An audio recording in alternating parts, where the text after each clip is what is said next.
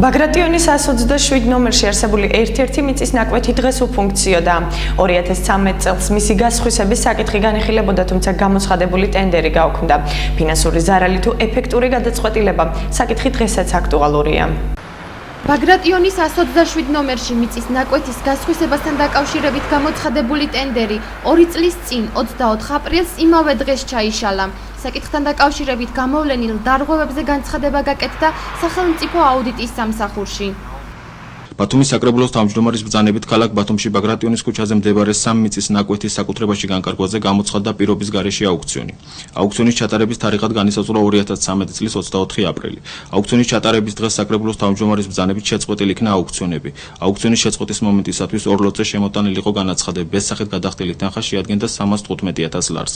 აუქციონის შეწყვეტით არ განხორციელდა მოსალოდნელი ინვესტიციები, ხოლო ადგილობრივი ბიუჯეტის შემოსრულებები აუქციონზე ერთი მონაწილის პირობებში შემცირდა არანაკლებ 1,61,500 ლარით. აღნიშნულ ხარვეზებთან დაკავშირებით აუდიტის დეპარტამენტის მიერ გაცემული იქნა შესაბამისი რეკომენდაციები, რომელთა გათვალისწინებაც ხელს შეუწყობს თვითმმართველი ერთეულის ქონების მართვის პროცესის გაუმჯობესებას. სახელმწიფო აუდიტის დასკვნა ერთიანი ნაციონალური მოძრაობის წევრებმა გამოაქვეყნეს. გიორგი კირთაძის თქმით, აუქციონის გაუქმების შედეგად ქალაქის მერიამ 1,5 მილიონზე მეტი იზარალა. ნაციონალური მოძრაობის წევრის განცხადებით 2013 წლის ჩაშლილი აუქციონის საკითხზე მსჯელობა პოლიტიკური მიზნით ხდება და შესაძლოა ირაკლი ჩავლეიშვილის პასუხისმგებლობის საკითხით დადგეს. გამოცხადებული იყო აუქციონი ბაგრატიონის ქუჩაზე მიწის ნაკვეთის გასხვისებისთვის, ჩაკუჭროვად დარტყმული იყო და გაკიდული იყო მიწის ნაკვეთი, მყიდველიც იყო და მას ბედს ჰქონდა გადახდილი. ერთი წამით ადრე ირაკლი ჩავლეიშვილმა ბრძანებას მოაწერა ხელი, სადაც თქვა, რომ ის ამ მიწის ნაკვეთს აღარ ყიდის. ბუნებრივია ბედს დაუბრუნდა მეპატრონეს და ბიუჯეტში შეასრულებული 1 მილიონ ლარზე მეტის დაიკარგა, ასევე ბუნებრივია დაიკარგა პერსპექტივა იმის, რომ იქ განხორციელდებოდა ინვესტიცია და რაღაცა ქალაქი მიიღებდა შემოსავალს. ჩვენ მაშინვე გავაკეთეთ ამაზე განცხადება და მაშინვე მოუწოდეთ ბუნებრივია ხელისუფლებას, რომ და შესაბამის ორგანოებს, რომ დაინტერესებულიყვნენ ამ საკითხით. მაგრამ რა თქმა უნდა, ხელისუფლება არ დაინტერესდა ამ საკითხით. ხელისუფლება ამ საკითხით დაინტერესდა მხოლოდ მაშინ, როცა ეს მას უკვე პოლიტიკურად აწყობს. ეხლა როცა მათ უკვე გადაწყვეტენ, რომ დაიწყონ რესპუბლიკური პარტიის წევრებზე დევნა, მხოლოდ ეხლა გაახსენდათ ეგ ამბავი და ამოუწიეს ამბავი ირაკლი ჩავლეიშვილს, როგორც რესპუბლიკური პარტიის ერთ-ერთ მთავარ ლიდერს აჭარაში. ეს გადაწყვეტილება მას იძულებით უკანონოდ მიაღებია აჭარის მთავრობამ, განსაკუთრებით ბუნებრივია ამ ყველაფერში ჩართული იყო ეკონომიკის მინისტრი ბატონი ბალაძე.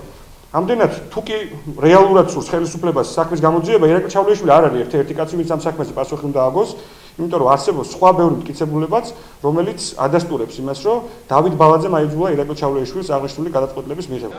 ტენდერის გაუქმების ერთადერთ მიზეზად აჭარის ფინანსთა და ეკონომიკის მინისტრის წერილობითი მიმართვის საფუძველს ასახელებს ბათუმის საკრებულოს ყოფილი თავმჯდომარე ირაკლი ჩავლეიშვილი აღნიშნავს, რომ აუქციონის შეჩერებით კანონი არ დარღვეულა. აუქციონი ნამდვილად გაუქმდა იმის გამო, რომ ეკონომიკის მინისტრმა ბატონმა დავით ბალაძემ მომწერა ოფიციალური წერილი, რომ იყო ინვესტორი და ეკონომიკის სამინისტრო აპირებდა ერთლოდად მიწის გასხვისებას. ეს იყო რამდენიმე მილიონიანი ინვესტიცია და დასაქმდებოდა ასეულობით ადამიანი. ამის გამო კანონის დაცვით მოხდა აუქციონის გაუქმება. არავითარ ზეწოლაზე და რესპუბლიკელებთან არავითარ კავშირში არ არის.